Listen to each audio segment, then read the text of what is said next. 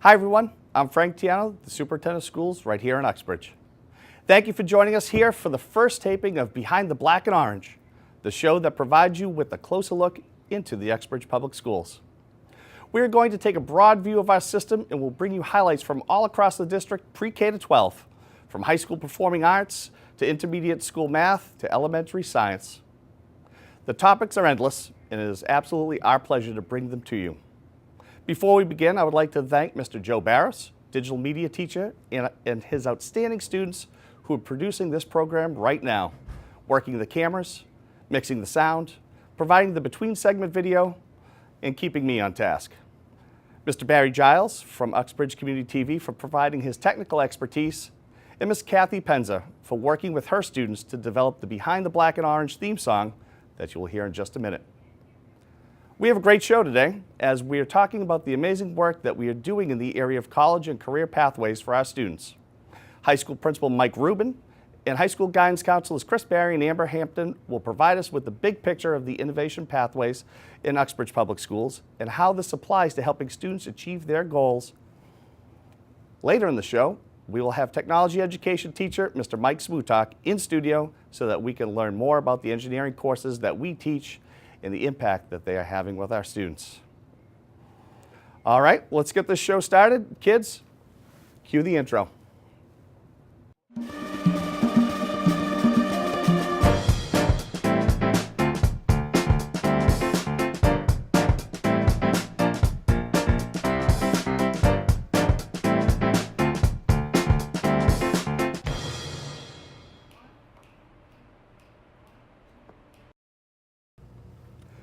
Hi, welcome back. As promised, we have with us today Mr. Michael Rubin. He is our principal at Uxbridge High School. Michael, welcome to the show. You've been here for 4 years. So far, Yes, so sir. good? So far, so good. Things are going great. All right, and we have two of our guidance counselors. We have Amber Hampton and Chris Barry. Both been here for 3 years.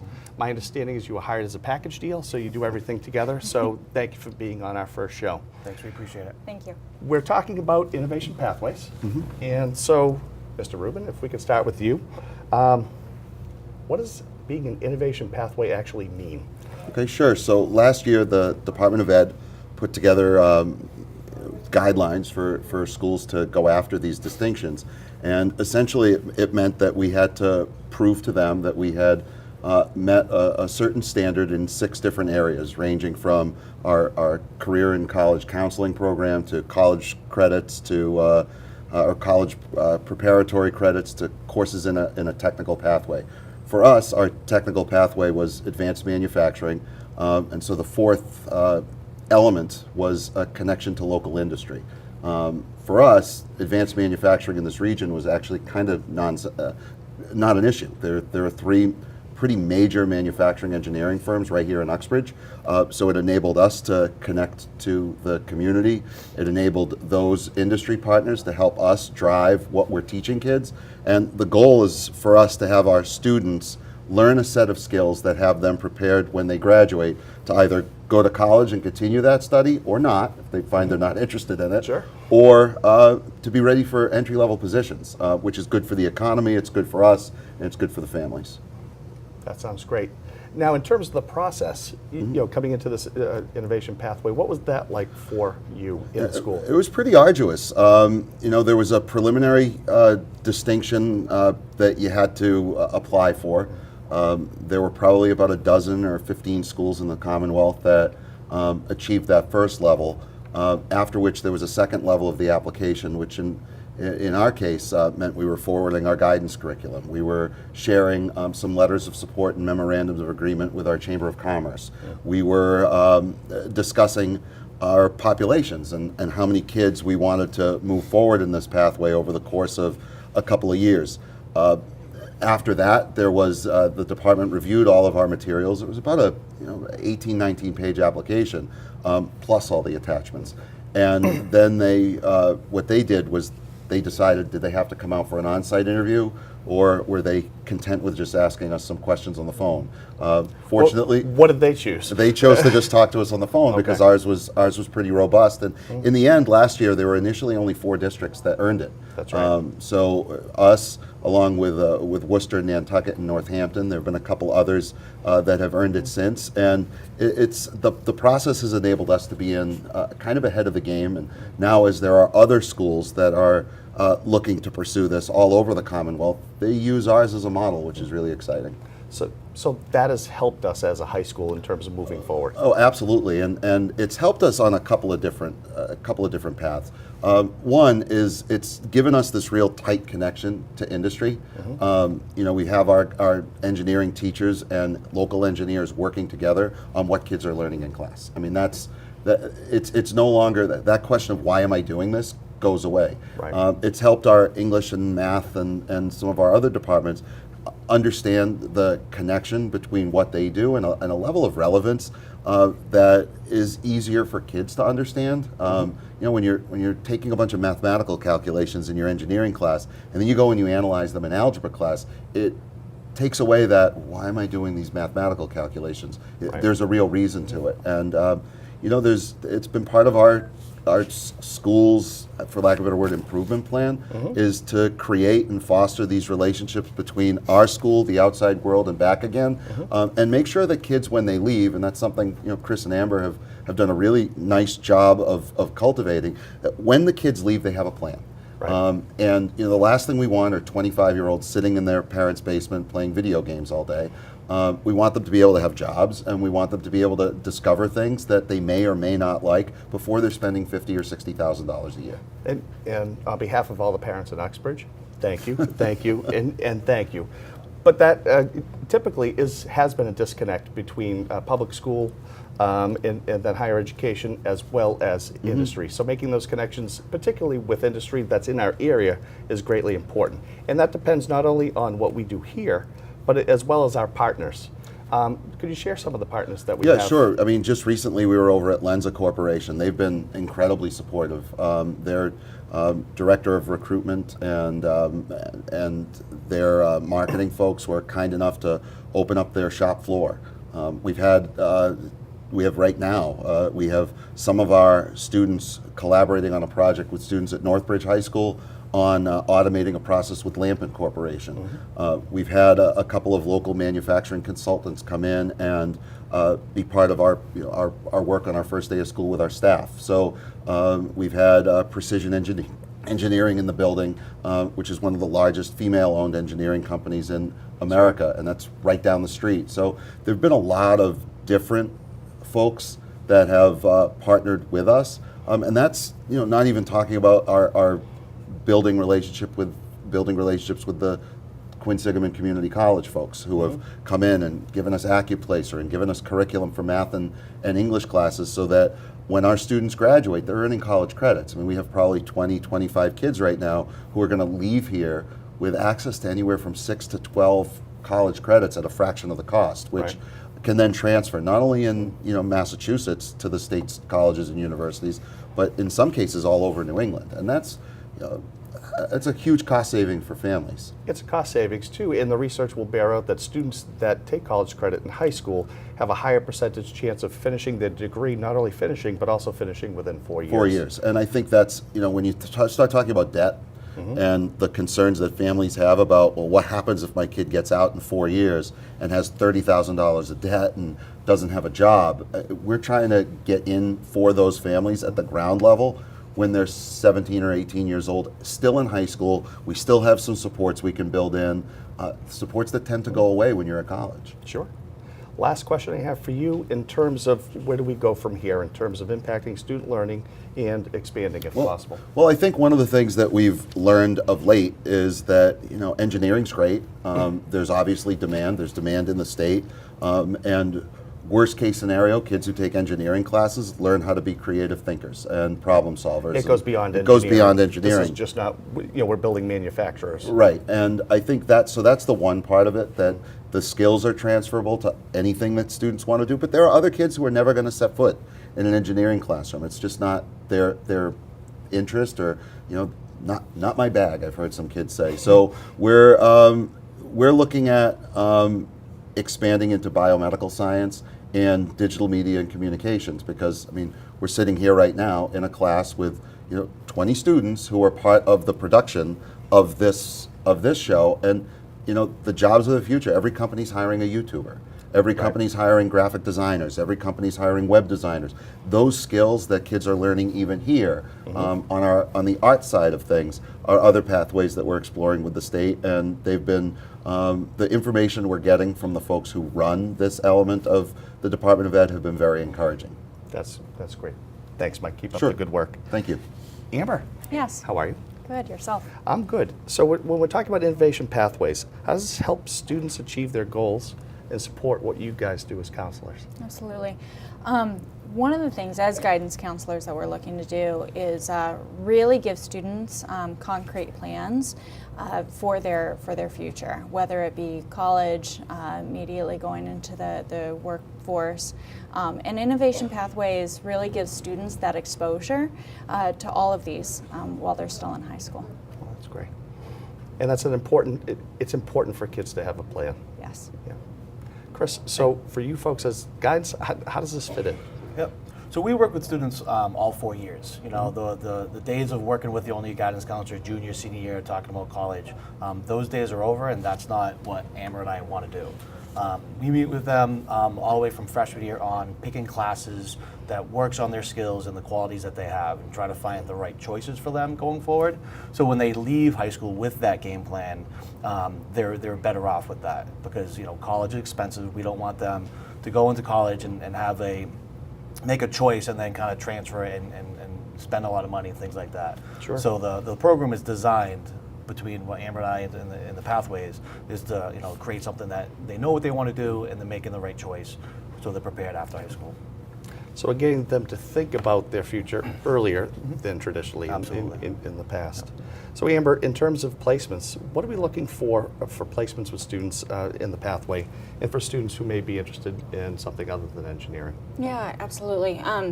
One of the things that we're looking for is really to individualize the process for each student. And that could be in terms for the Pathways program, if a student is interested in going off to college, or again even going immediately into the job force. Innovation Pathways, particularly the manufacturing engineering, not only gives them the skills for engineering or manufacturing, but also gives them the skills of building, understanding math concepts and how that relates to another subject. Sure. English and how that relates to another subject. And so really kind of understanding the intricacies and the interconnections between each of the subjects that are taught, usually in isolation. 45-minute blocks. Yep. In isolation, yes. It really kind of allows them then to apply and see how the real world works. And not only is that good for our students, but that's great for our staff. And that's one of the things I've been most impressed with the staff here in terms of their willingness to integrate those subjects, because that's not the natural design sometimes of your high school. So that's been great for me to see, just coming in here new in July. Chris, we're going to have you close out the segment with a success story, please. Yeah.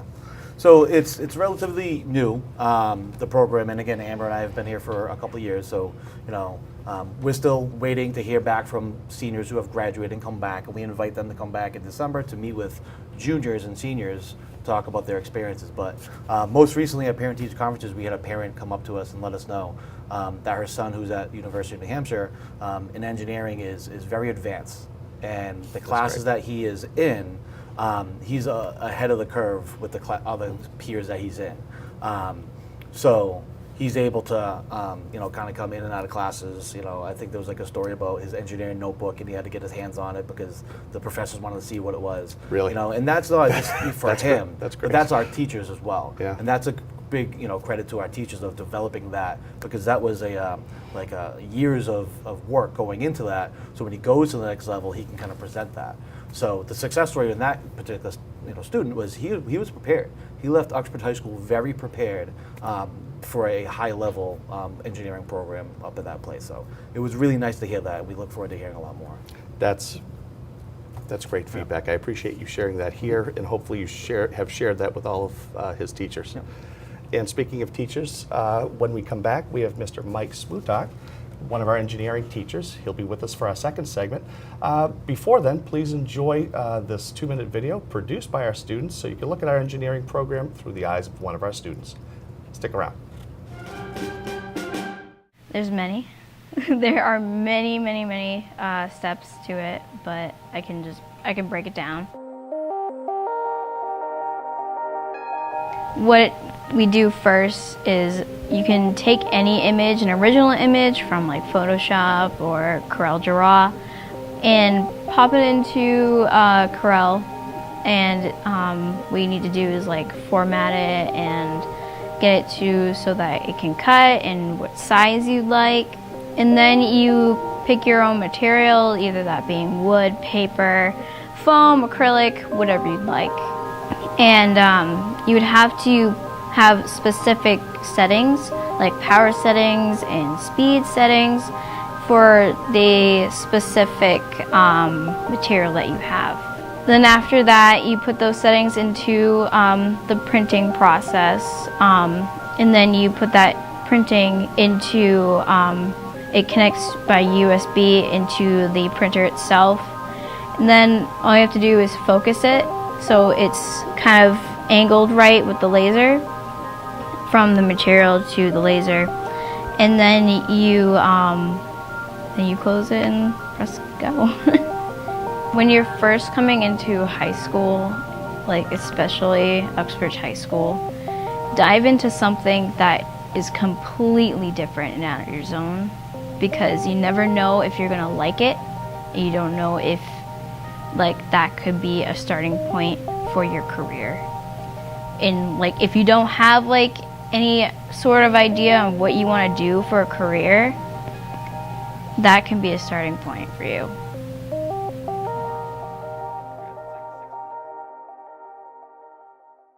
Hi everyone, we're back. And as promised, we have Mr. Mike Smutak. He's one of our tech education teachers here at Uxbridge High School. Mr. Smutak, thank you so much for being here with us.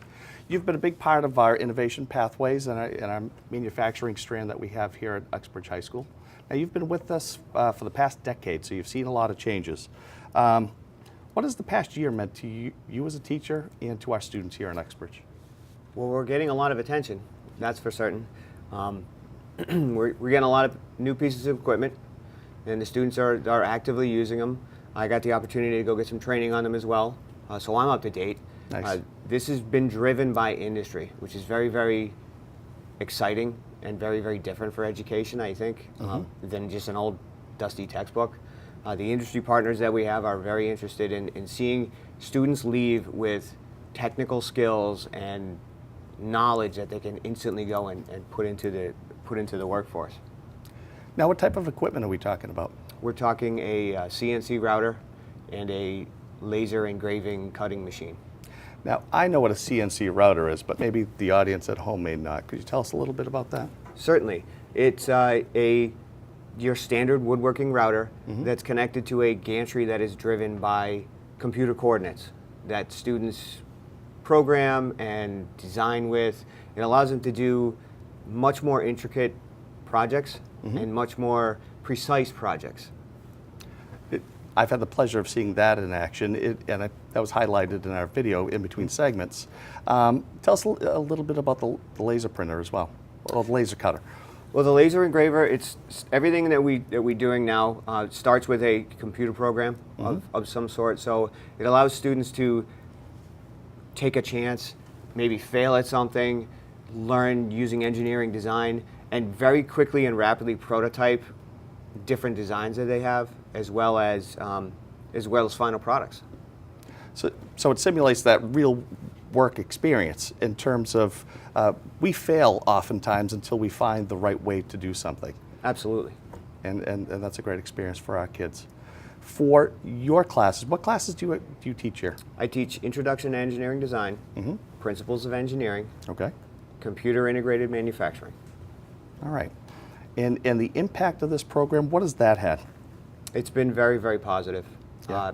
The teachers historically, I have sort of felt like teachers are in this black hole of education where we don't learn the new technology. You should really go and seek that out. You don't learn the new technology. You don't learn the new things that are happening out there, and these students that we have, that's going to be a skill that they're going to have to be able to do, is learn something on their own, keep up with the technology. Our industry partners have really made that not only a possibility but a reality in my classes. They're coming to visit. We're taking kids out into the workforce, and they're seeing what's really happening out there versus something I found in a textbook or something like that. Right. And the important part about that too, and having the connections with our partners, is that their technology is changing continuously. Absolutely. And so that we can change with them and make those connections for our students. Absolutely. I think seeing this and having this opportunity makes students really like my classes and want to come to school. It's definitely made me as a teacher, I want to say maybe a better educator, and it's very exciting for me to come to work every day. It's just to see, basically what are the kids going to do today? I want to see that. What are they going to come up with? And I've been in your classroom, and I've seen the excitement and the enthusiasm not only that the kids have, but that you have. And really appreciative that you've taken this on in leading the way for us here in Uxbridge. Thank you. Mike, thanks so much for being here. We greatly appreciate your time.